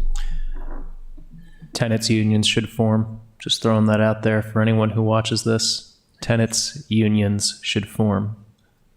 I agree. I think they do have a tenant committee, if I'm not mistaken, Woodside Gardens, they do? Yes, Woodside Okay. has a resident council. Okay, resident council? Yes. So, same thing. We're here on the 17th. By November 17th, obviously you have the physical infrastructure projects going, but some sort of plan as it relates to communication with the residents. I know you even got the newsletter, so please use that as a vehicle, but we need to see that there is a plan to address those concerns with the residents by November the 17th. And same with Enterprise, if it could be in email form, and it sent to the entire committee here, and please include the city clerk as well, so that we can have that, put into official records. But yeah, we gotta be in constant communication with one another, and to Enterprise as well.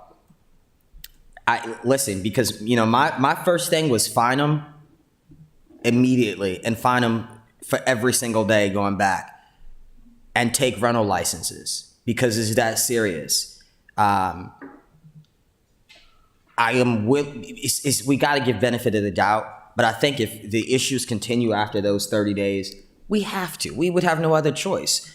Admiral Oaks included in that. Just because the tenants are saying one thing and showing us photos of something, and then the properties are saying a different. And so we're caught in the middle, but we got to fix this ASAP. And so November the 17th will be our deadline for both properties, to get us official communication on your game plan for revitalizing how you communicate effectively with your tenants. But also, please, Admiral Oaks, including yours, some sort of note as it relates to physical infrastructure projects as well. And I'll follow up with an email to include that as well. Alderwoman, any closing? Just to thank everyone for being here today. I think it's been extremely helpful. And I'd like to get a card from each one of you. So I can stay in touch. I'll probably be submitting an email as well to the clerk as part of the official record based on today's testimony, just from my end of it. So that might be forthcoming within the next week or two. But thank you all so much. We do appreciate you coming. Awesome. So, what we'll do is, we're still on this ID. If you all sit for another 7 minutes, you all can leave out there. I want you all there.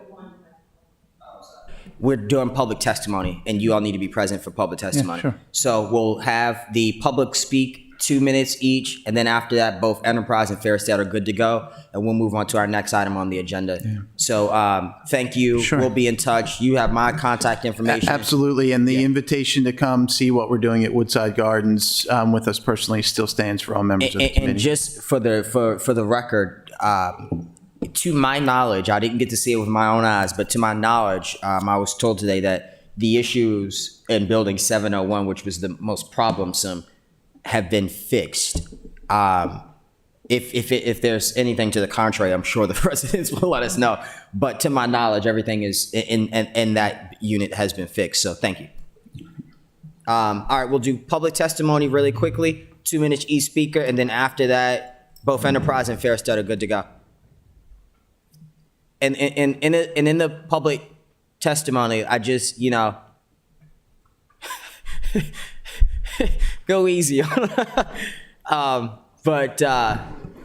so we'll do that. Any resident that wants to speak, name, address, 2 minutes, and we got to kind of keep things going because we're getting into the late hours here. Please. Hi, my name is Tony Strong Pratt. I live at 32 Juliana Circle East in Annapolis, Maryland. Sitting here listening to this, I just cringed. Because if it was just this laid out, and this is perfect as these two property management companies made it sound, I could sleep at night. Because while all of y'all sleep, I'm getting calls 12 o'clock in the morning when ceiling running in. When y'all sleep, I'm getting the pictures with mold on, honey, and baby car seats and everything. This is ridiculous, really. I don't live in either one of those neighborhoods. but I came from public housing, and never once did I live in any of these conditions. And when I addressed the property management, they act like they cared. A lot of these residents, because I've come to meetings with the residents, and the reason why they don't trust you guys is because you treat them like animals. You do. You sit up in there and you talk to them like they don't know anything, like they don't have a mind, and they feel degraded, so they don't come. So they call somebody who cares. Whether you like me, whether you like my attitude, I am an asset to your companies. I am the one who teaches your residents financial literacy when they come to you guys and the ledgers are wrong and you tell them you haven't paid your rent. You know why they know that it's working now? Because I taught them how to keep a paper trail. So when they say the ledgers are wrong, a lot of them can pull out their receipts now. Escrow. If they don't fix your stuff, put your money in escrow. If you're not following a city code, fine you. This is enough. Because I bet none of you would like to live in any of these apartments that I have pictures of, because I sure wouldn't. I will tell you today, I don't care how you feel about me, but I am your asset and I'm your asset. You can work with me or you can work against me. If you want a better community, invest in your people. Invest in your people. I have literacy programs. I have programs for women. We have programs for children. Rita works tirelessly. I don't know if you have a resident person, but get one. You can have thriving communities, and it works with all of us. Because for real, I can go home and go to bed. It wouldn't have to think of any of this. But my community, my business is called People Builders Consulting.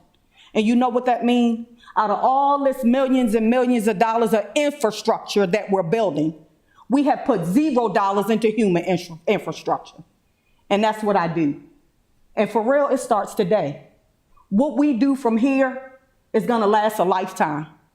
Because either we can sit in our power and our prestige and we can continue like we're going, or we can honestly start to invest in our future. Because I'm tired of the gunshots. I'm tired of my daughter getting bullets shot through her house. I'm sick and tired of us telling you guys, Woodside, that we need security. And it's not working. Listen to your residents. I want it to work. I don't want to be the heavy. I want to draw you together with your residents like a liaison. But like I say, I can work for you or I can work against you. It's up to you. But thank you for coming. Thank you so much. I have a and question. Look, just disclaimer, I have to. This city has views and opinions, and the general public has views and opinions. And so we just have to make that clear for the public, you know? Yeah. I just want to comment again on what Ms. Tony said about her organization, and I've seen it up close and personal. I've been to the graduation, I've seen it, and it's for real. What she's telling you is what she's doing for these women is empowerment, and it's great. And I have seen the results of it. So she's been doing it for several years, and I applaud her for doing that. Thank you. And I would second that. I'll second that. Next speaker, thank you. Hi, my name's Tara Stout. I live at 1118 August Drive in Annapolis, Ward 6. I came tonight, I was at the last meeting where the Planning Commission was here discussing zoning changes and also the public hearings, or the work sessions, I should say, for the Willows. It was actually quite disappointing to sit for several hours and to have no public opportunity to speak at that meeting. I came tonight because Tony shared with me that this meeting was going on, and I think it's a travesty to read these articles in the paper and hear the conditions that some of these residents are living in, and to know that I've been working with the Willows development for 2 years, a development that is trying to bring 58 affordable housing units to serve residents making 50% or less than the area median income. And we've been tied up in the city bureaucracy for 2 years. We've gotten over the hump, and I think we're getting really close. We've resubmitted the application, but a lot of the comments that we hear tonight about the residents at these developments reaching out to property management and then reaching out to the city, obviously there's a disconnect as to who's responsible for what.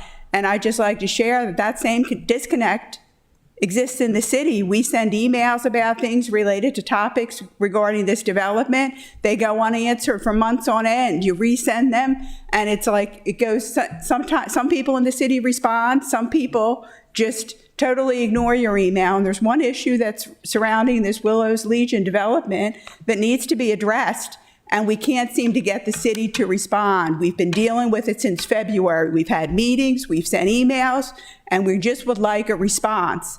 Give us a yes or a no so we can make a plan and move forward and be prepared when the Willows comes to Planning Commission for a public hearing, hopefully in November, so that some of these residents that are living in these deplorable conditions can have an opportunity for new housing.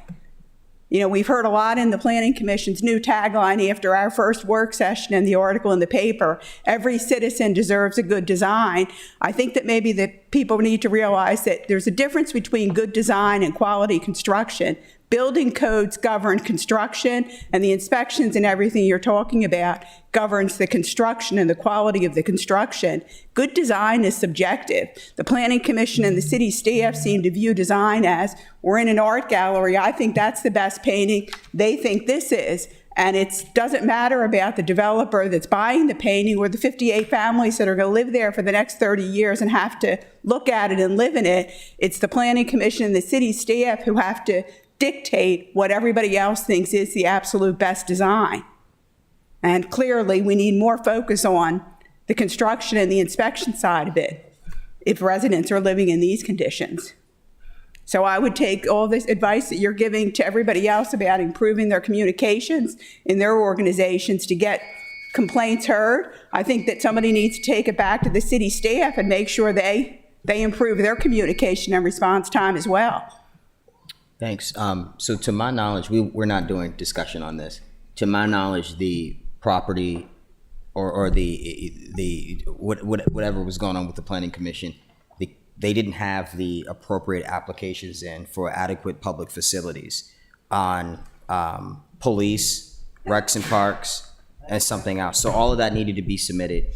I've asked the Planning Commission to have the public testimony at the next meeting to help them get this accomplished, and we did have dialogue in front of this committee for about an hour and a half about this project. Well, actually, you had a dialogue with some of the... We're not doing back and forth on the mic. Okay, well, some of the information is inaccurate that was said at the last meeting. We'll fix that with planning and zoning. Thank you.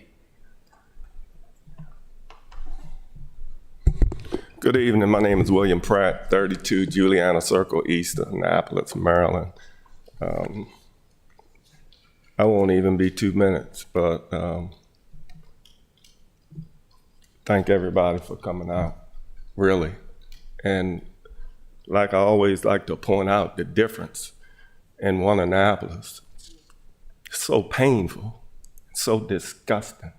Because if we was in the city council meeting and this was a discussion about downtown Annapolis, it would be standing room only. That really bothers me. And when we talk about how much we really care and how much we really are concerned about residents and making this a city of one Annapolis, maybe we should come up with a working definition of really what is one Annapolis, or what is one, or what is unity. I would say these few words, take responsibility. Take responsibility. It don't always have to be like we're shifting the blame on somebody else. Take responsibility when people have pictures and evidence and backed up emails and phone calls that we'd have made on our own, and the city council saying they made phone calls and haven't got return calls. Take responsibility. At least man up, woman up to the responsibility of at least owning up to where you fall short.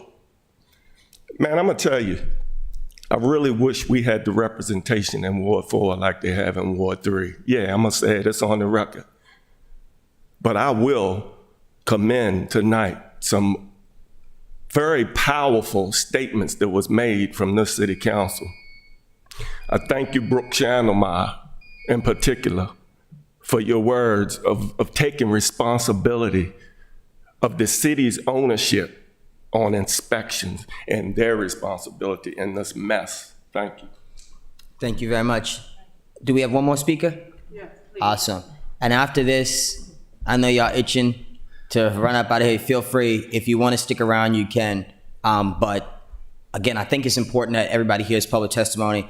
And I would encourage both properties, as I have, to, follow through with some sort of town hall immediately, probably within the next 3 weeks will be very, very helpful for all of us.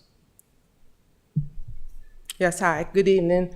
My name is Consuelo Pack. I would say I'm of 704 Newtown Drive, but I'm actually homeless now, and as I've said, because of the wrongful practices of Fairstead, but that's another story. I'm here because, like Mrs. Councilwoman said, I would like to first of all thank Ms. Rita. She is a pillar to the community. She has tried to help me in so many ways to remedy my problems with the community, and she, I believe, has, in a sense, been reprimanded or, like actions have been taken against her that she pretty much couldn't help me anymore. I had pictures here speaking of what you're speaking of, overdose. This is just me walking out to go to the gym, and someone's laying in the middle of the sidewalk. His head's pretty much down the step. This picture here is just dated October the 15th of security just on his phone. And like Mr. Tony's husband said, it's like a tale of two cities. Newtown 20 is like a tale of two cities. You have one side and then you have the other side. The one side, 704 Newtown Drive, is like a war zone. I've been very vocal. I had paper trails, emails, where I've communicated with them. I got to meet all three of these nice people from Fairstead. The two on the end I got to meet because of another overdose. This was another incident. I got on the phone, was talking to a detective. He invited me to a meeting that they had at the police department. It was the second one he had invited me out to. I got to meet these two on the end. And, quite frankly, they sound like politicians. They said everything in there that would be done. We would come back. We would come back in 2 weeks to meet it. No changes have been made. As you can see, security, they had the head of security, the people with the camera systems. This is going to be done. Security still stands behind the pods. They never go on one side of the street. I guarantee you could ask any one of these three when the last time they probably been on that side of the street or even in that building for a matter. Probably not at all, ever. I'm a resident. I have receipts from 1983. Every month on time, not 1 month skip of paying rent late. They wrongfully evicted me. They went through all channels to have me out there because I was vocal about the things that they didn't do. Residents' requests that weren't met, and residents that requests that weren't met. So a lot of responsibility lies on all of these three. They have like a lot of what I would say. The security is a plethora of drug activity. You can't even walk in the building. You walk in the building, it's like you're walking through a maze. It looks like Afghanistan. It's really literally like a war zone, and this is not maybe like a weekend. This is Sunday through Saturday, 24 hours a day. And they have security, supposed counterfeit security is what I call them. We got to wrap up, but okay. I really appreciate the testimony. Thanks. I'm hoping that you can follow up and fix the issues that she's having, and particularly as related to our previous unit in the lease stuff. I'll leave that for you all to discuss on the side. I don't want to get into any official business during our council meeting, but that'd be great if you all could follow up with her, please, and thank you. Awesome. Thank you. So that concludes. Feel free. You all are dismissed. That concludes ID 23522 Enterprise Residential LLC and Fairstead Management New York LLC. Like I said, we appreciate the time. we'll hear from you all on November the 17th, and then we'll follow up to get you or a representative at our meeting before the close of the year. So thank you all.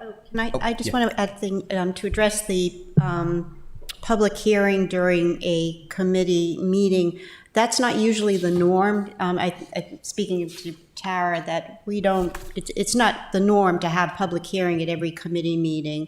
We usually announce it ahead of time. So I apologize if you sat there thinking that you could have the opportunity to testify. I'm sure that was frustrating for you, but it wasn't on the agenda, so that's why.